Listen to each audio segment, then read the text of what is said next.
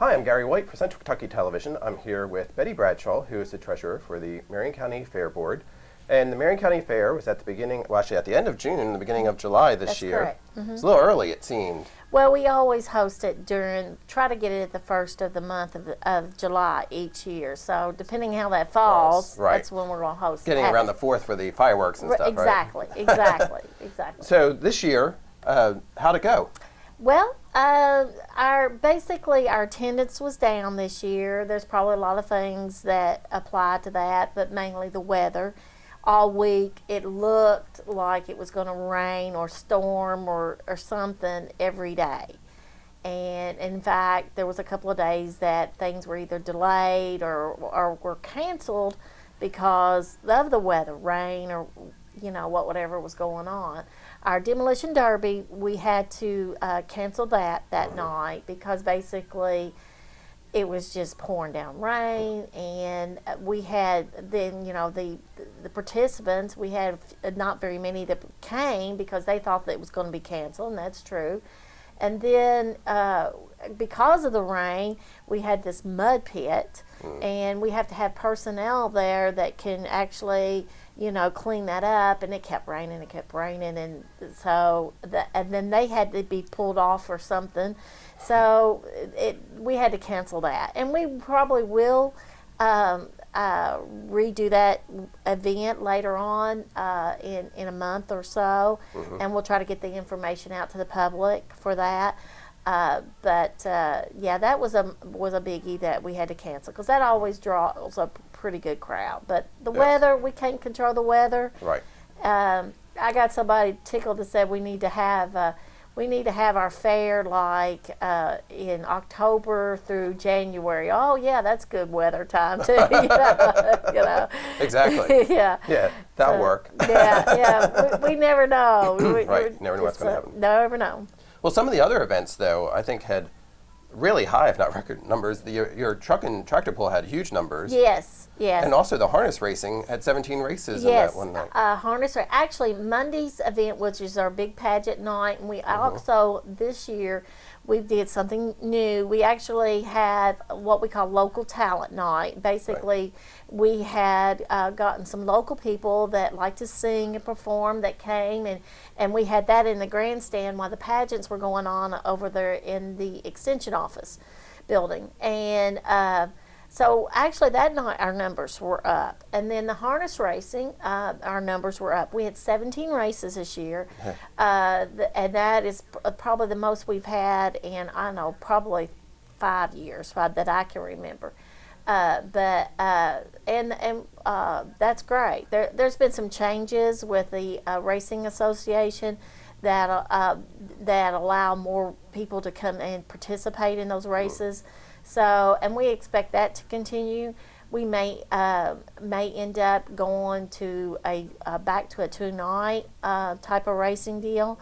And so for those people that like that, that'll be maybe something to look for. On that note, Woodford County Harness Racing Association is using our fairgrounds this Saturday, and they will have harness racing out there this Saturday. And of course, it'll be free for people to come and watch and enjoy that. So come on out for that. We love people using the facility. So come out and enjoy it. So that'll be on Saturday, July the 18th. Yes. I'm not sure what time the races start because I'm not really involved in it. That's Woodford County Fair Association is doing that one, but they will be out here this Saturday sometime. Okay. Yeah. So if you missed it during the fair week, Saturday, July the 18th at the Marion County Fairgrounds for the Woodford Fair. That's okay. How about pari-mutuel betting? Is that ever going to come back? We have to apply for that each year. And that was one of our things that we try to get them back this year, but we were past the deadline of getting that application in, so we were unable to do that. And then to get the pari-mutuel people, they're out of state because there's not any, and there's a license fee or something they have to pay to the state of Kentucky. It's pretty hefty. But yes, we're planning on working towards that. We know our deadline date to get our application in, and to get that approved, and to our contacts to get those parimutuel guys in. So yes, we would love to get that back. So hopefully we will have that next year. Well, that's great that they had the 17 races this year. Yeah, So there's a lot of and a lot of people out there enjoying Right. that. Now with the truck and tractor too, that took 5 hours or so. Oh gosh, I had it somebody out took, there recording. which It is was a long time. great. Yeah. Which is great for those that like to watch it. I'm assuming that's great. I'm always for us that's having to stay there, and this is our last night of a fair, and we've been there every night, and we're just like, oh, well, let's end. But for our community that's watching and enjoy that thing, I'm glad it's a good long show, and we had good attendance that night. A little bit more than we did last year for that night, so that's great. Good show. A lot of participants, and like you say, it lasted. I don't even know exactly how long it lasts because I kept busy doing some other stuff. But I do know it was quite late when it went on. So that was the Marion County Fair. It seems to have been a good year. It's a good year. I mean, the attendance is down. I keep having people ask me, well, how did we do? Do we lose money? Do we make money? We don't know at this point. We are an agricultural fair, so the Department of Ag of the state, they do subsidize some of our ag-approved events, and we have to file a financial report and get that reimbursement. So that usually takes a few months to get that done. And we still have sponsorship money that's out. We still have bills. I probably won't. There's some bills that I won't receive until the 1st of August. So we probably won't know how we did financially until about 2 or 3 months from now.